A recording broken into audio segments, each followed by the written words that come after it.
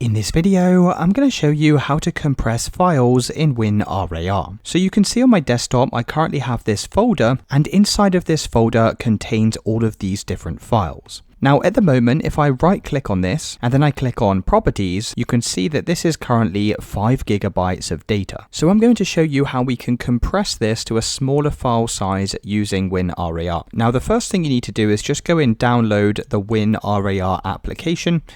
So we can go and download this for free by clicking the blue download button and then just press download WinRAR. Now once it's finished downloading, you can open up this application and you can go through the steps to install this onto your computer. So once it's finished installing, now if we go in right click on our folder once again, you now have this option at the bottom for WinRAR. So go and hover over this and select add to archive. You can then go and give this archive a name. I'm just going to leave it as new folder for this demonstration. You then need to check the box next to create solid archive and then go and press OK. Now just give that a couple of seconds while it compresses all of your different files. Now once it's finished compressing, you'll have this new file on your computer called folder.rar. Now if you want to open this, you just need to right click on it. You can then press WinRAR and you can press open with WinRAR. Now if I go and right click on this file again and I click on properties, you can also see that this has been reduced to 2.84 megabytes in size. So that's how you go and compress files on your Windows computer. Let me know in the comments if you found this video helpful.